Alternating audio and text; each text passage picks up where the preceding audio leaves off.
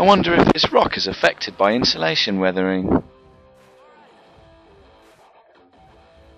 Wow, he's holding a rock. In a way, insulation weathering seems pretty simplistic. The sun rises in the morning and that daily cycle of heating begins until the sun sets in the evening, leaving the rocks on the land to cool down. I guess this rock will expand and contract as it is heated up and cooled down. Why is he still staring at that rock? I suppose this rock may undergo exfoliation only through repeated expansion and contraction. Then again, it could be that a sudden change in temperature would have a greater weathering effect than any gradual warming and cooling over hundreds of years. Oh my god, he's still looking at that rock. On the other hand, maybe insulation weathering doesn't actually exist, and it's water that is responsible for most rock weathering. We could do an experiment where we isolate each potential weathering variable and then compare the results. Seriously, what's so interesting about that rock? Well, I was just wondering if insulation weathering is actually an effective form of weathering.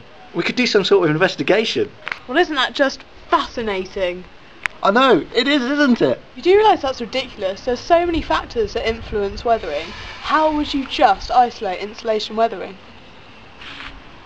I guess. Tell you what, you could travel back in time to the 1930s and see my great-great-grandfather, Elliot Blackwelder, and see what he has to say. Yeah, right. See that shed there? It's actually a time machine. Just hop inside. Fine then, I'll give it a go.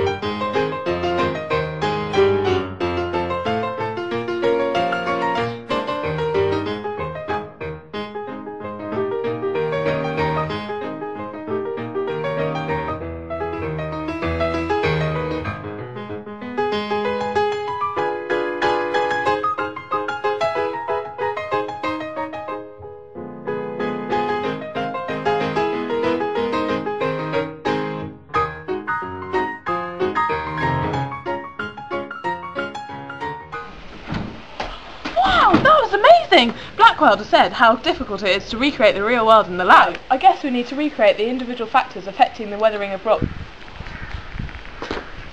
Well, Blackwelder believed that what sometimes looks like the products of insulation weathering are actually the products of the wetting and drying of rocks. I read in a lab experiment by Griggs in 1936 that there's no visible structural weakness in rocks from heating and cooling. On the other hand, Eros Barros et al. Demonstrated that insulation weathering does have an effect on rocks in the lab. Hey, let's go to the lab and test out some of these theories! Lucky for us, we've got a lift to get us there.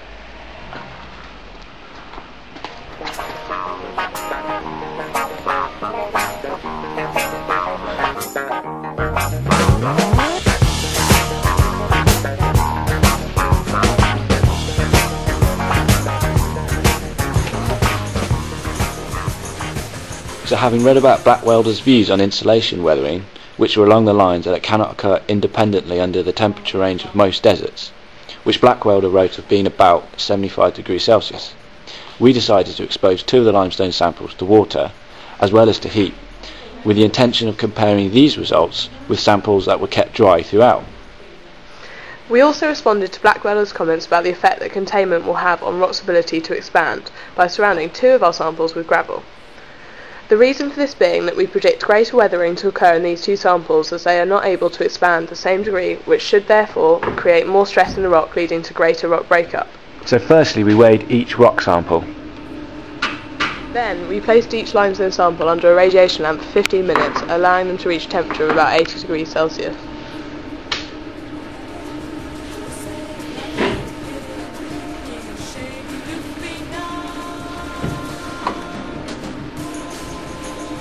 Placed in the oven at 60 degrees C overnight.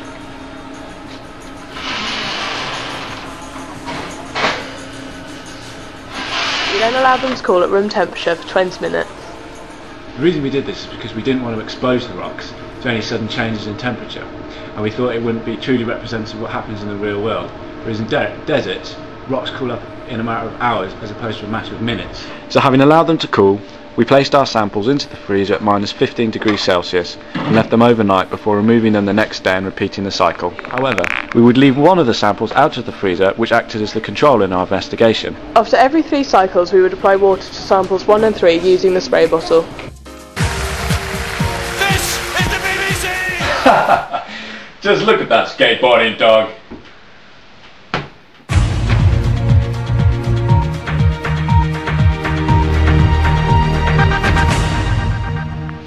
Breaking news just in. 2 students have conducted some groundbreaking research looking into the effectiveness of insulation weathering. I think we can go to our roaming reporter in the field, Mark Stevenson. Mark? Yes, thank you, Alan.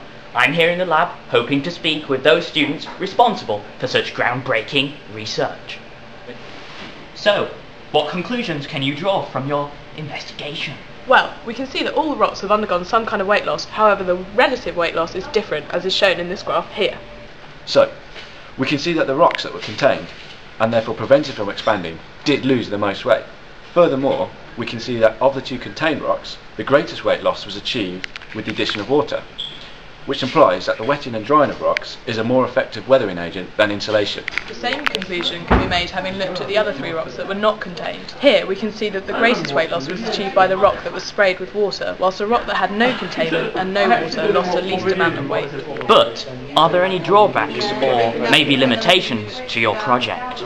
Yes, Mark, there are some serious limitations to our investigation.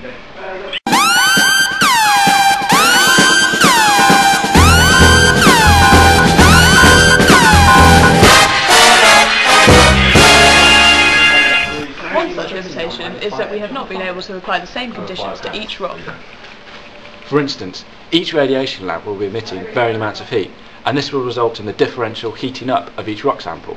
Blackwelder wrote in 1933 that different rocks have different coefficients of expansion, and that individual mineral components cementing them together will also expand at varying degrees. Another problem is that some of the weight loss might be from the general movement of the rocks around the lab rather than the genuine insulation weathering. Equally, varying amounts of water will have been added to each rock. And finally, rather than simply calculating the amount of weight lost by each rock, if we'd had the right equipment, we could have done fine-scale petrographic analysis of each rock sample. Truly fascinating and interesting results. Now, back to Alan in the studio. Yes, those were some truly fascinating results there, Mark. Well anyway, let's get back to that story about the skateboarding dog from Skegness.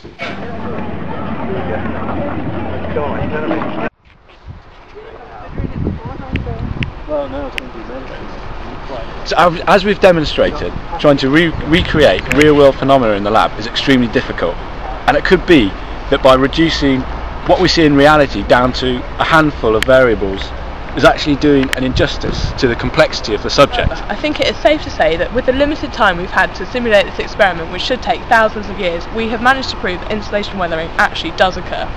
The investigation may have shown that insulation weathering is not quite as an effective agent as water is, but it has highlighted the necessity to examine just how accurate an investigation designed to represent the real world actually is. This is one thing we've got left to do. Yes, we need to set our rocks free.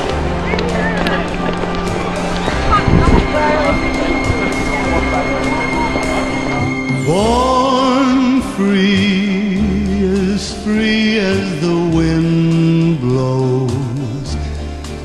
free as the grass grows, born free to follow your heart. Live free and beauty surrounds you. The world still astounds you each time you look at a star.